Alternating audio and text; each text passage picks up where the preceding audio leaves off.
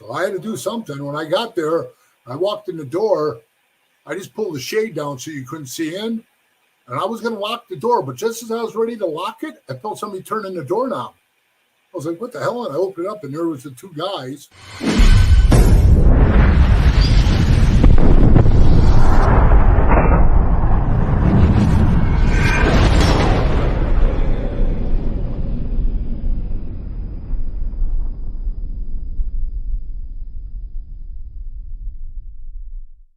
Welcome to this episode of Chattin with Staxx. I'm your host, Bill Staxx, and today I got PeeWee. And I surrendered myself, and I'm telling you, that dude had the cowboy hat. He had the vest with the badge on it.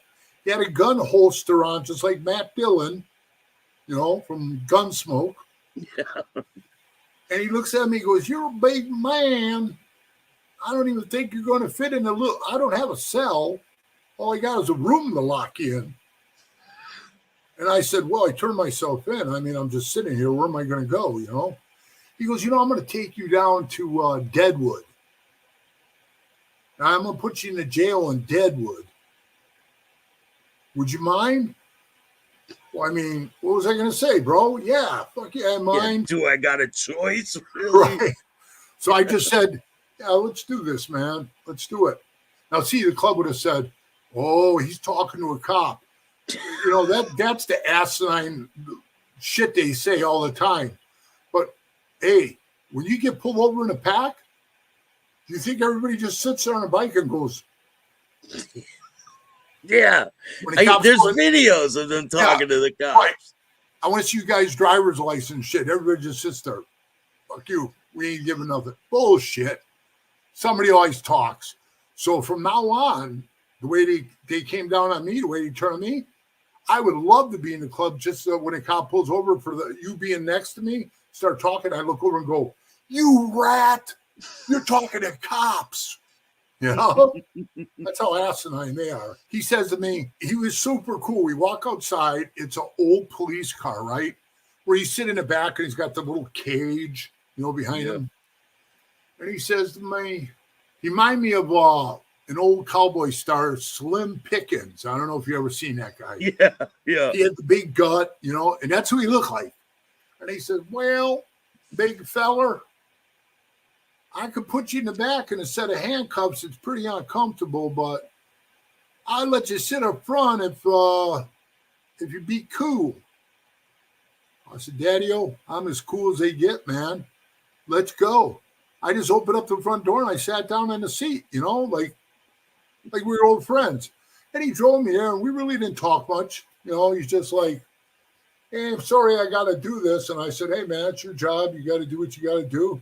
And he said, well, I appreciate you coming and turning yourself in. And that's why I think he was giving me a break, you know. Yeah. Then he took me down. They booked me into Deadwood jail, and I got a bail bondsman. I posted my bond, and I was out of there. And you had to come back? Yeah, I had to come back. I had to come back for court. I actually beat that. You know, I beat that one because it wasn't, I wouldn't say who it was. It was a guy from another club that punched this punk named Jimmy Jack that was running my shop, punched him in the face and broke his nose. I mean, broke it good. Right? Like right up here at the top, he snapped it with these sap gloves. He had a pair of sap gloves on. And when he hit him in the nose, bro, his nose turned it aside. The blood was like, pow. That's the same guy that sued you and got all that money, right? He didn't sue me. I was getting sued for all the people he ripped off because it was my shop.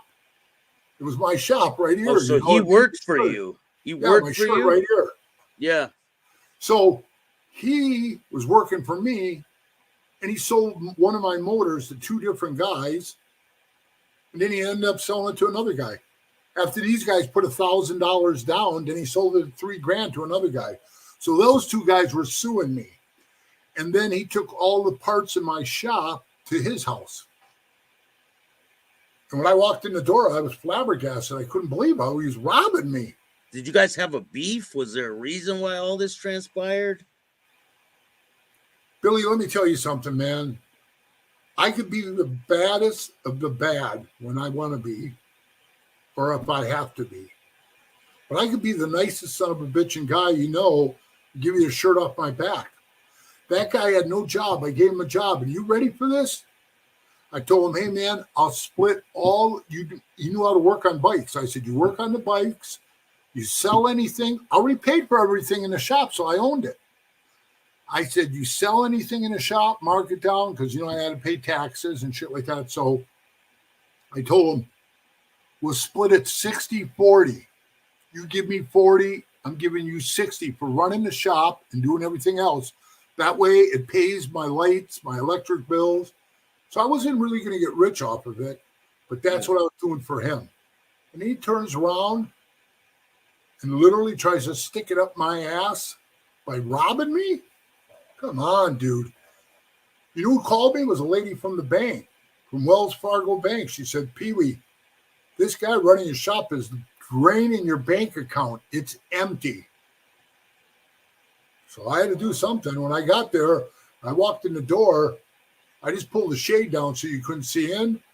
And I was going to lock the door. But just as I was ready to lock it, I felt somebody turning the doorknob. I was like, what the hell? And I opened it up, and there was the two guys. One of the guys was the guy who bought my house. So they came in, and they said, I don't want to name the club, but they came in, and it's a 1% club. It's a big club. And they came in, and they said, hey, this son of a bitch ripped us off for $1,100 for a fender and a gas tank we ordered. He said, it's coming. It's still coming. He goes, we've been waiting like 9 months for it. So I think he took their money from the credit card and he just pissed their money away. And they weren't having it. And I didn't blame him one fucking bit, bro. So I seen the guy, and the guy's built like a brick shit house, and I seen the gloves on him. And I was trying to like keep that under control right now while I talked to the dickhead, right? So I said, and this is the thing that like set me over the edge. And I think it set them over the edge too, because that's when he lit them up. I said, hey, Jimmy, where the fuck is my motor? Evo. Now, you know the size of an Evo motor, man. We're talking like big Harley Davidson motor. Yeah. It was on an engine stand in the window. The engine stand was there, but there's no motor in it. He took the motor? Yeah, the motor's gone. He sold it. I paid $22.50 for that motor. I bought 10 of them. So I said, where's the motor, Jimmy? And this is what he did, bro. He starts looking on the ground like this.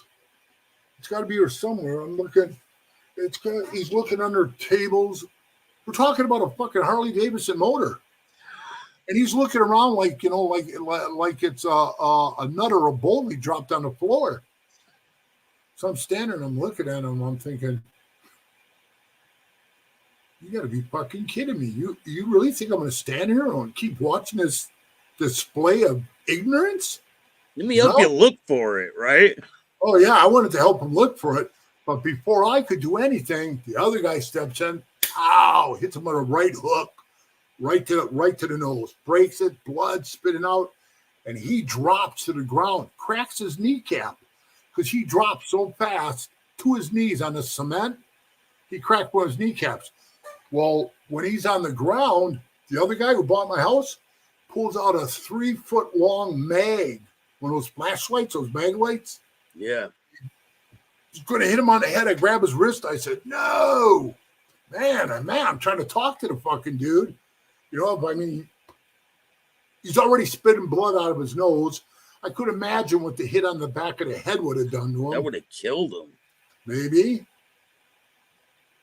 It would have saved me a lot of money, a lot of time. I would have just paid people up. You have to crate them up, put them in box. Oh, yeah, I would have just had to fire up the bandsaw and start sawing them up, Oh, But that dirty bastard, he got me good. In the long run, I had to pay him $10,000. I went to jail, got a felony out of it, and all why? Because I didn't take the witness stand. My lawyer said, you get out of this whole thing. All you got to do is get up. And I said, I won't do it. And he wasn't in a club or nothing. He wasn't a club member. He used to be a prospect for the Banditos.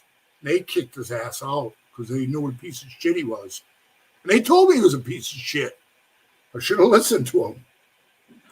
But yeah, in the long run, all the money that it cost me, I wish the fuck we would have disposed of them, because it really, really ended up costing me probably around $40,000 to get out of it. I had to pay those guys back. They were suing me for the motors, so I had to pay them back, and more, way more than what they put down for their court costs, their pain and suffering, and all that shit. And you couldn't even really go after this guy because you're in the club, and it kind of put you in a situation where what the hell are you supposed to do? Yeah, I just had to do the right thing. That's all. You know what I mean? And so many times with shit like that, I almost wanted to say, you know what, fuck it. I'm just going to close the shop. But you know why I didn't close it? Because I kept it open for the club. I made that the place to be. Come on, man. Out of one house on the upper floors, I had bunk beds built for 34 fucking members to sleep in that upstairs.